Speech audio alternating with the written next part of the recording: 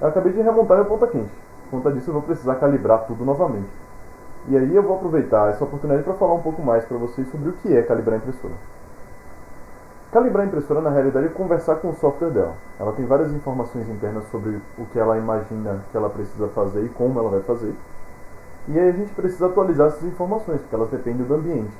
Então, na verdade, calibrar a impressora é uma série de processos que a gente vai fazer, buscando isolar coisas específicas.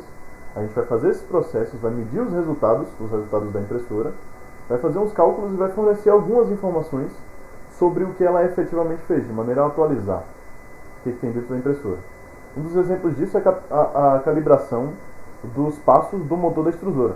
Então, na verdade, o motor da extrusora é um motor de passo. A placa controladora sabe quantos passos equivalem a uma rotação e quanto isso traduz em filamento. A gente vai pedir para ela expelir 120, na verdade 120 não, 100 milímetros de filamento.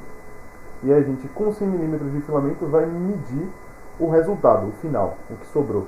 Se ela de fato expeliu 100 milímetros de filamento, massa, nada a resolver, nada a alterar. Mas certamente vai ter alguma alteração, algum mínimo erro. Aí a gente vai fazer uns cálculos e vai pegar esse erro e vai atualizar a impressora para que ela saiba exatamente o quanto ela está expelindo. Só para ressaltar, eu vejo muita gente falando sobre várias configurações específicas que você pode colocar no seu fatiador para melhorar a qualidade da impressão, mexendo coisinhas específicas e assim, tudo bem, nada contra. Mas na realidade o feijão com arroz, o que na minha opinião você deve fazer para melhorar o máximo possível a qualidade da sua impressão, é fazer um processo de calibração bem feito. Você mostrar para a sua impressora exatamente o quanto ela está errando, para ela poder atualizar as informações dentro dela, e aí por conta disso fazer exatamente o que você está pedindo.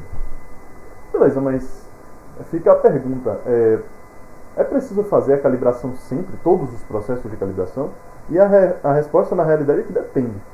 Depende e você precisa usar o seu bom senso. Porque assim, a impressora 3D, na verdade, é uma série de sistemas mecânicos, elétricos e eletrônicos que interagem entre si de maneira a criar um resultado que é o desejado, ou seja, a peça. Isso significa que esses sistemas, como interagem entre si, se você altera uma coisinha pequena dentro da impressora, por mais que não seja intuitivo, ela pode alterar outras partes do sistema. Então, na dúvida, sim. Se você tem dúvida se isso daqui, se é uma modificação, digamos, na sua ponta quente, alterou o funcionamento dos eixos XYZ da sua impressora, você deve sim atualizar, você deve sim fazer a calibração novamente. Agora, nesse exemplo, inclusive, é bom que você use o bom senso, porque não há porquê você alterando a ponta quente, alterando alguma coisa na ponta quente, isso alterar a calibração dos passos dos eixos X, Y e Z. Então, se você tem dúvida, faça. Mas é importante que você tenha bom senso de discriminar essas coisas.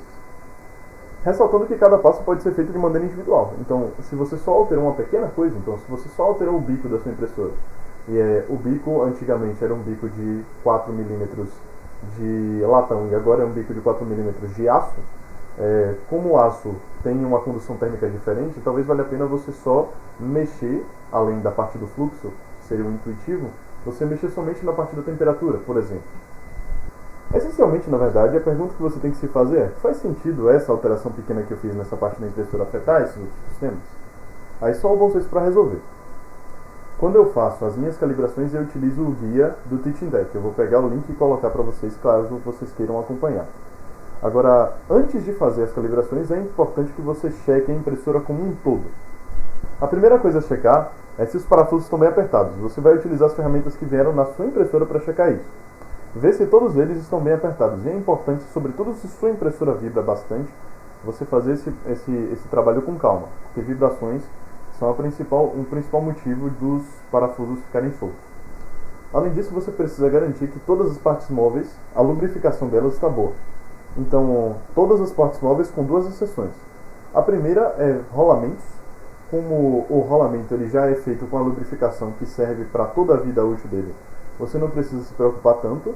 E a questão da roda dentada também, porque, claro, se você tiver uma roda dentada que tem engrenagens que entram em contato com outro metal, alguma outra coisa assim, tudo bem, você deve lubrificar. Mas tome muito cuidado, porque você não pode lubrificar a parte que entra em contato com o filamento, senão você vai sujar seu filamento de graxa e aí isso pode acabar entupindo a ponta quente ou gerar algum tipo de dano. Além disso, você também deve verificar se a sua ponta quente e a extrusora estão livres de obstrução. Isso é simples de verificar, na verdade você pode mandar um comando para a impressora para fazer a extrusora alimentar filamento pela ponta quente. A ponta quente deve estar aquecida, óbvio. E aí, se você vir a extrusora alimentar o filamento de maneira contínua, de maneira livre, e a ponta quente soltar um fiozinho de filamento certinho, sem interrupções ou obstruções nem nada, está tudo certo.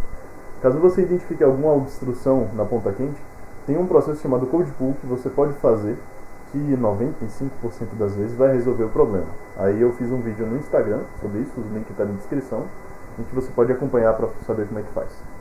Fora isso, as ventoinhas precisam estar todas livres, você precisa checar se elas estão girando bem. Mesmo com a impressora desligada, você pode fazer isso. Você pode verificar mecanicamente mesmo com a mão, girando as ventoinhas para ver se elas estão girando bem, ou você pode ligar a impressora para ver se elas estão girando bem. Atente-se também à ventoinha da placa. Tem impressoras que tem ventoinha na parte da placa controladora, e aí você precisa verificar se ela está girando. A única exceção é que você não deve checar mecanicamente, né, botando a mão na ventoinha da fonte. Na verdade, você não deve mexer na fonte da impressora, abrir ela por dentro para ver como é que funciona, a não ser que você seja treinado nisso. Você arrisca tomar um choque mesmo com a impressora desligada. Você também deve verificar se os motores de passo da impressora estão quentes. Na verdade, durante o curso de impressão normal, os motores de passo já vão esquentar um pouco.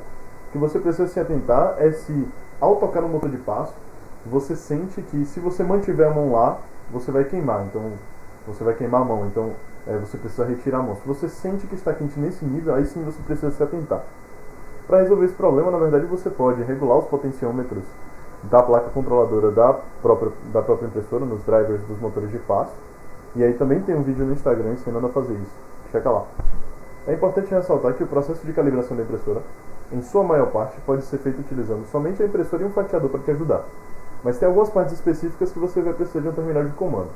O terminal de comando, na verdade, é só um programa de computador que você conecta o seu computador à impressora e você consegue, por meio de um terminal, né, por meio de um local que você pode digitar um texto, você envia um comando para a impressora realizar processo específico.